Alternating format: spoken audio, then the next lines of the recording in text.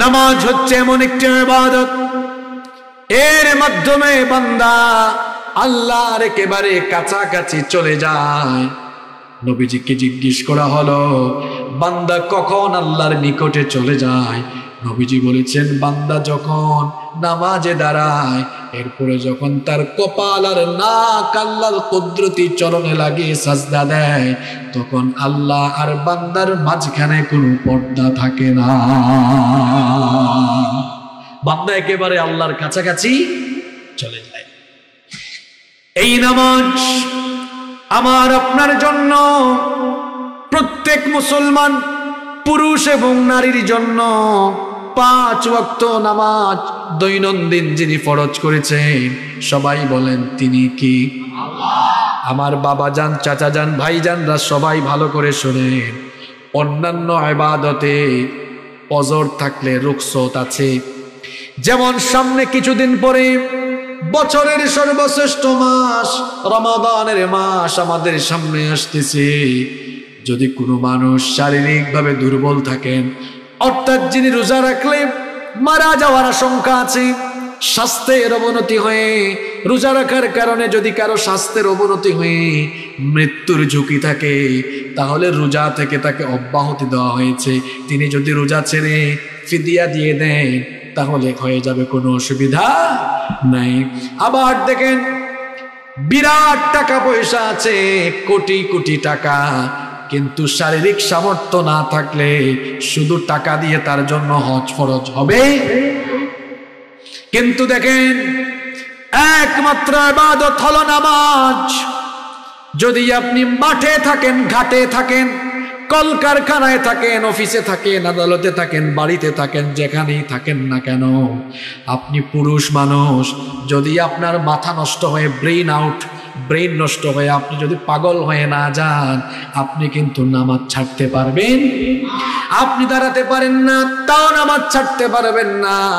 বসে বসে নামাজ পড়তে হবে, বসতে পারেন না, তাও নামাজ ছাড়তে পারবেন না। শুয়ে শুয়ে নামাজ পড়তে হবে, তাও পারেন না। ইশারায় নামাজ পড়তে হবে।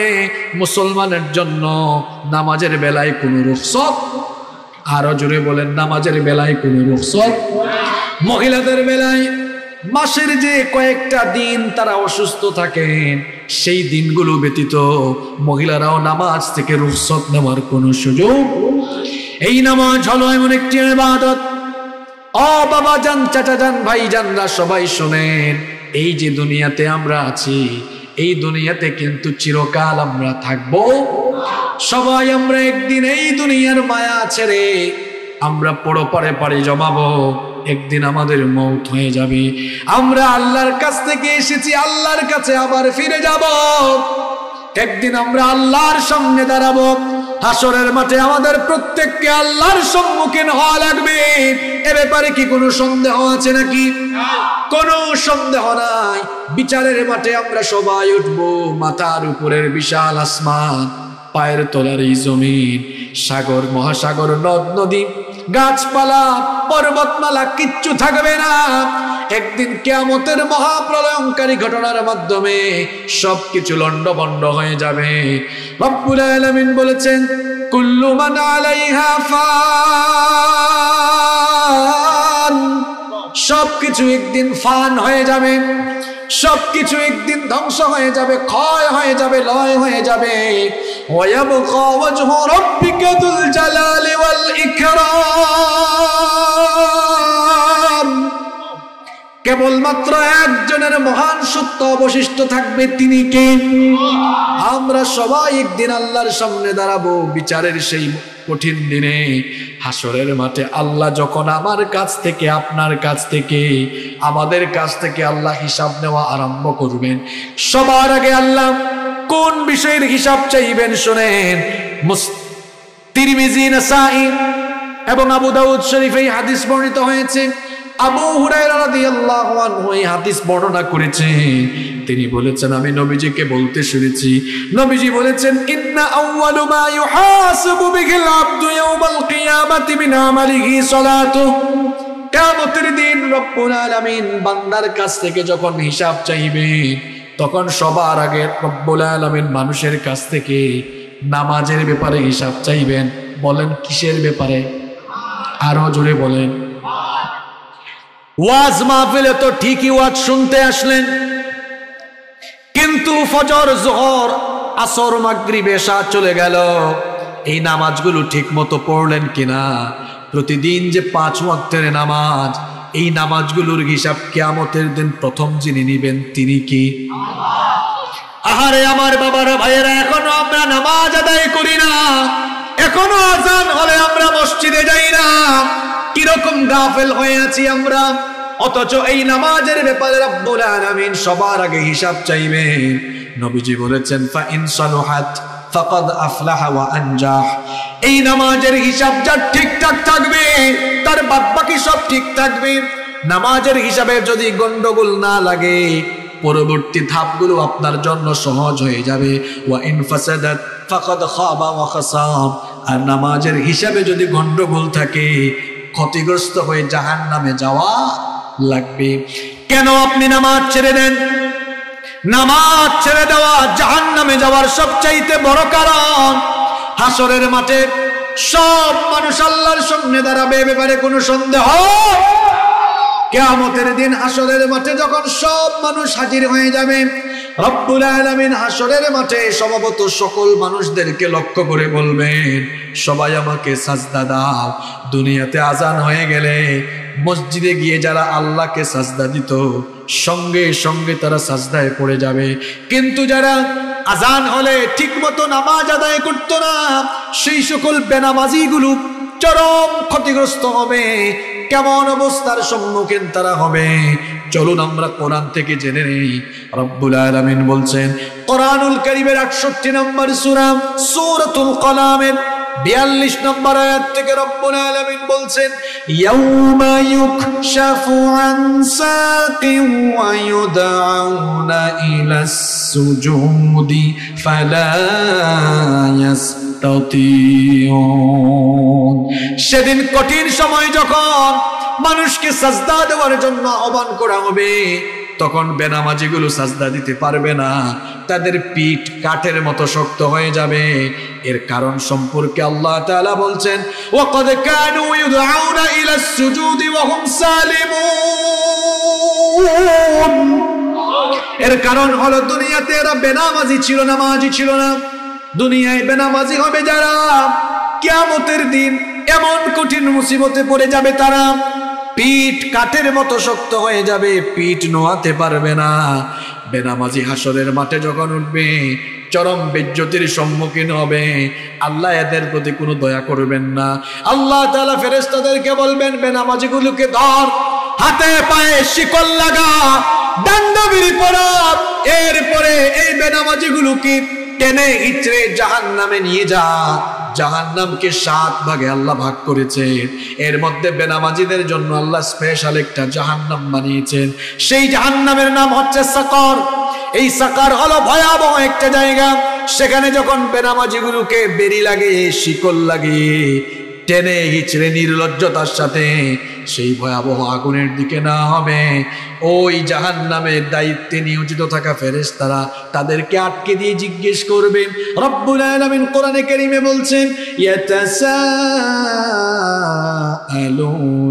আনিল মুজরিমিন মা সালাকাকুম ফি সাকার। সাকার নামক ভয়াবহ জাহান্নামের অধিবাসীদেরকে প্রশ্ন করা হবে, কি কারণে তোমরা এই ভয়াবহ জায়গায় এসেছো? কেন তোমরা আজকে এখানে আসলে? তখন তারা জবাব দিবে, অনেকগুলো কারণ আছে, তার মধ্যে এক নাম্বার কারণ হলো ক্বালু লাম নাকু মিনাল মুসাল্লিন। আমরা মুসল্লি ছিলাম না, আমরা নামাজি ছিলাম না। এই জবাব দেওয়ার পরে খুব আদর যত্ন শুরু হবে, তাই না? কথা বলছেন না কেন? হ্যাঁ যুবক ভাইরা, এদিকে তাকাও। এত ওয়াজ দিয়ে কি হবে যদি 5 ওয়াক্তের নামাজই ঠিক না থাকে? বেনামাজিরা কঠিন শাস্তির সম্মুখীন হবে। কোন আমল সম্পর্কে আগে প্রশ্ন করা হবে না। রোজার ব্যাপারে আগে প্রশ্ন হবে না, জাকাতের ব্যাপারে, হজের ব্যাপারে, দান সৎকারের ব্যাপারে ইকামতে দিনের ব্যাপারে কোনো কিছুর ব্যাপারে আগে প্রশ্ন হবে না। নাম্বার ওয়ান, এক নাম্বার প্রশ্ন, গোলাম ঠিক মতো নামাজ আদায় করেছো কিনা? নামাজ হচ্ছে ইসলামের সকল ইবাদতের মাথা। কেন ইবাদতের মাথা? সেটারও একটা ব্যাখ্যা আছে। সমস্ত ইবাদতের বিধান এসেছে দুনিয়ায়, রোজার বিধান এসেছে দুনিয়ায়, হজের বিধান এসেছে দুনিয়ায়, জাকাতের বিধানও এসেছে দুনিয়ায়, হালাল হারামের সকল বিধান এসেছে দুনিয়ায়, কিন্তু একমাত্র ইবাদত, ইসলামের একমাত্র ইবাদত হলো নামাজ।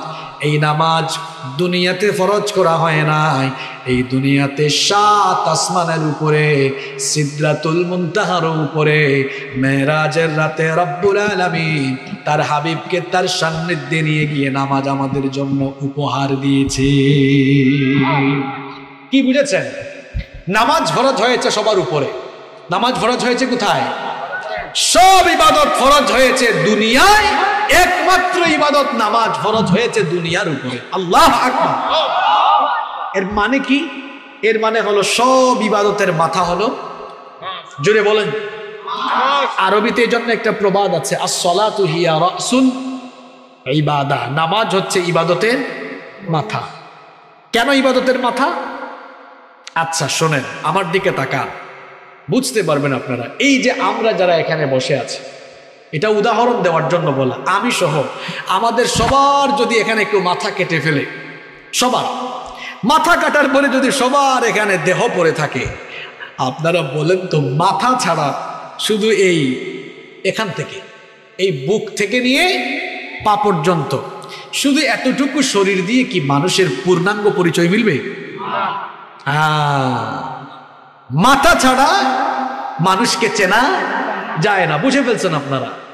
মাথা হলো সবার উপরে, মাথা কেটে ফেললে যেমন মানুষ চেনা যায় না, ঠিক তেমনি ইসলামের ইবাদতের মাথা নামাজ, নিচের দিকের সব ঠিক রেখা, রোজা, হজ, যাকাত, দান, সদকা, হাজি সাহেব সব ঠিকঠাক, মাথা কাটলে যেমন পূর্ণাঙ্গ পরিচয় পাওয়া যায় না, নামাজ বাদ দিয়া সব ইবাদত কইরা, মাহফিলের আয়োজন কইরা, ওয়াজ মাহফিলের আয়োজন করে টাকা দিয়া পয়সা দিয়া আয়োজক হইয়া, বক্তা হইয়া, শ্রোতা হইয়া সব ঠিকঠাক, উপরেরটা মাথা কেটে ফেলেছেন, নামাজ বাদ, আপনার পরিচয়ও বাদ। কথা ক্লিয়ার? মাথা ছাড়া যেমন পূর্ণাঙ্গ পরিচয় পাওয়া যায় না, ইসলামের ইবাদতের মাথা নামাজকে বাদ দিয়ে কখনো কেউ খাঁটি মুসলমান হতে পারে? এজন্য নবীজির স্পষ্ট হাদিস, বাইনাল আবদি ওয়াল কুফরি তারকুস সালাহ, আল্লাহর বান্দা আর কাফিরের মধ্যে পার্থক্য হলো নামাজ ছেড়ে দেওয়া। আল্লাহর বান্দা কোনোদিনও নামাজ ছাড়তে পারে? নামাজ হচ্ছে আল্লাহর গোলামের সবচাইতে শ্রেষ্ঠ নমুনা। এই যে ধরুন ফজরের সময় ভোরবেলা যখন আজান হয়, শয়তান তো আমাদেরকে নামাজ থেকে ফেরাবার সব রকমের চেষ্টা করে, কারণ আমরা নামাজে গেলে শয়তানের লাভ না লস? আরো জোরে বলেন, লাভ না লস? এই জন্য আমরা রাতের বেলা যখন ঘুমিয়ে যাই, শয়তান তখন ঘাড়ের মধ্যে 3টা গিরা লাগায়, প্রত্যেকটা গিরার মধ্যে এই মন্ত্র পড়ে ফু দেয়, রাত অনেক লম্বা, তুই আরাম করে ঘুমা, ঘুম থেকে উঠার দরকার নাই। মুয়াজ্জিন সাহেব ভোরবেলায় বলেন, আসসালাতু খায়রুম মিনান নাওম, ঘুম থেকে নামাজ উত্তম। শয়তান তখন এসে বলে, না, নামাজের থেকে তোর ঘুম উত্তম, তুই ঘুমায়া থাক। ওই সময় আপনি যদি ঘুমায়া থাকেন, বলেন তো আপনি গোলামি করলেন আল্লাহ না শয়তানের? আর আপনি তখন ঘুম থেকে উঠে মসজিদে চলে গেলেন, আল্লাহকে গিয়ে সাজদা দিলেন, বলেন তো গোলামিটা হইল কার? সিএনজি, অটোরিকশা, টমটম, রিকশার পেছনে লেখা থাকে বিবেক মানুষের সর্বোচ্চ আদালত।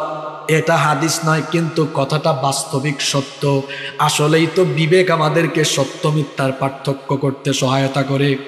তাহলে এবার নিজের বিবেককে প্রশ্ন করুন তো, প্রত্যেক দিন এলাকার মসজিদের সামনের কাতারও ফিল আপ হয় না, 8 জন 10 জন মানুষ থাকে, এর বেশি মানুষ থাকে না। কোনো এলাকায় ইমাম সাহেব আর মুয়াজ্জিন সাহেব, বাকিরা ঘুমায়া থাকে। এখন বলেন তো ফজরের নামাজ না পড়া যারা ঘুমায়া থাকলো, আসলেই কি এরা আল্লাহর গোলাম না শয়তানের গোলাম? এভাবে ঘুমায়া আমাদের